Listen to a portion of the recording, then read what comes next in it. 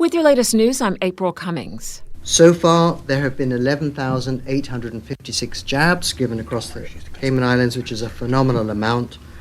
Of those, there are 3,939, which are people who've had their second doses. Chief Medical Officer Dr. John Lee at today's government press briefing. He says to expect the number of vaccinations to drop by 50% as people get their second dose of the vaccine. It's really encouraging to hear that 65% of our over 70s have received the first injections and 55% of our over 60s. So those are very encouraging figures. And 12.2% of our population overall has received at least one dose of the Pfizer-BioNTech vaccine. Dr. Lee also talked about inbound positives, noting that in the last 1,500 test results, there were 420 inbound travelers. 10 tested positive on the inbound test, and 6 of the 10 were relatively weak. A third consignment of the Pfizer-BioNTech COVID-19 vaccines is headed our way next week. This time we've been able to secure slightly more doses than the first and second consignment, so the next consignment will consist of around 15,000 doses. During Thursday's COVID-19 briefing, His Excellency Governor Martin Roper explained each vial of the vaccines has 5 doses, although you can sometimes get 6 or 7 out of each vial of 5. He says there are a total of 23,000 doses in the first 2 batches. The third will take the country to a total of about 38,000 doses, close to 20,000 people, 40% of the adult population. So this is a really strong signal of support from the UK for Cayman and the overseas territories. And my office remains in touch with London about further supplies on the next 2 BA flights, which are at the end of February and a further one around the middle of March. The consignment is due to arrive on the next British Airways Airbridge flight on February 11th. As to the economic impact of COVID-19, Finance Minister the Honourable Roy McTaggart says the islands are doing better than expected. The overall 2020 deficit will be substantially less than the 168 million core government deficit that had previously been estimated in mid-2020. Preliminary results indicate that central government itself is expected to close the 2020 financial year with an operating deficit of some $50.1 million. Minister McTaggart says adding in non-core government entities, we might see that number increase to $75 million. I hasten to remind you, these are preliminary numbers.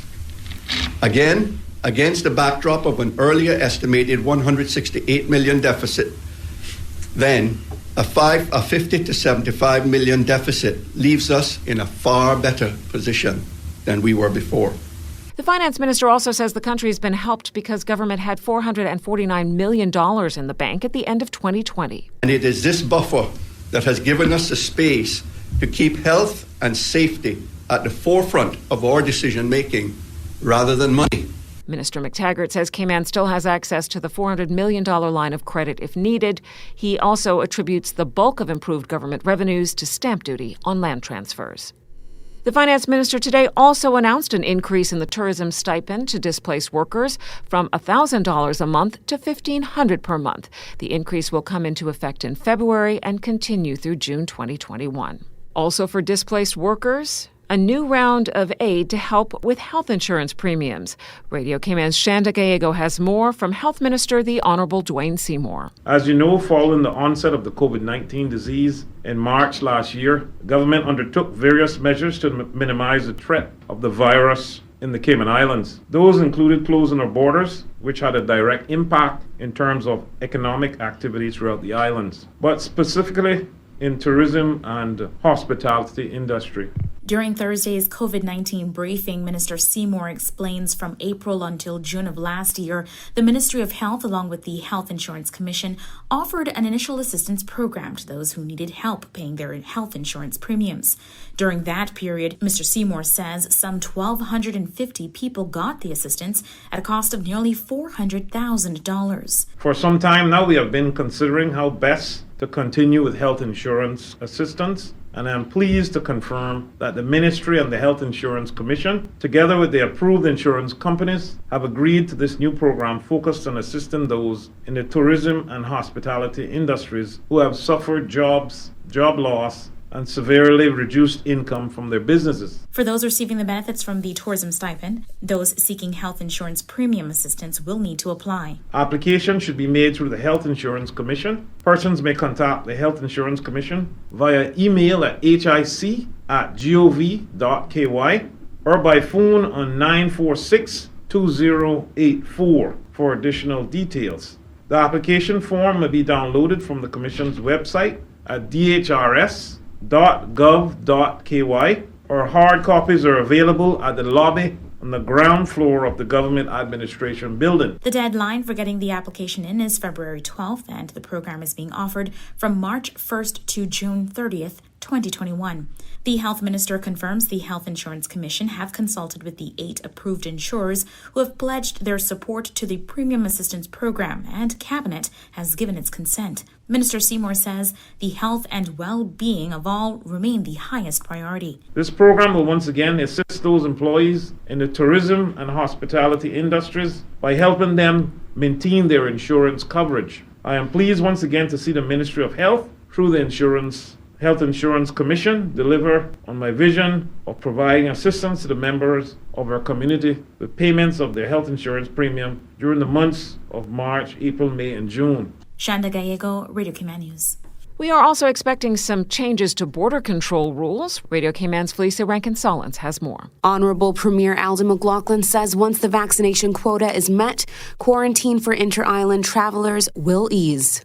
Cabinet, after consultation with the Chief Medical Officer, has agreed that once the 90% target for vaccinations for those older than 60, about 5,000 persons, has been reached, that the border controls can be changed to allow a quarantine period of 10 days for any traveler inter-islands who meets the following conditions. Travelers must have had a negative PCR test within 72 hours prior to arrival, as well as a negative PCR test upon arrival in Grand Cayman. They must have completed a valid vaccination program against COVID-19 as approved by the Chief Medical Officer, and they must be staying in a household where all persons have received a full course of vaccination. Members of the household who did not travel but who had the vaccination will not be required to quarantine. Current figures show 55% of those older than 60 are now vaccinated. We have about another 2,300 or so persons older than 60 to vaccinate to reach our 90% target. I again ask that everyone utilize the opportunity to get your vaccine when the HSA announces the availability of vaccines for whatever group you are in. The Premier adds to make sure you return for your second vaccine dose. For Radio Cayman News, I'm Felicia Rankin-Solins. Adults traveling who have children will have to continue the 14-day quarantine until children are eligible to be vaccinated. A negative PCR test is also required before approval to leave quarantine. That is your latest local news from Radio Cayman's newsroom. I'm April Cummings.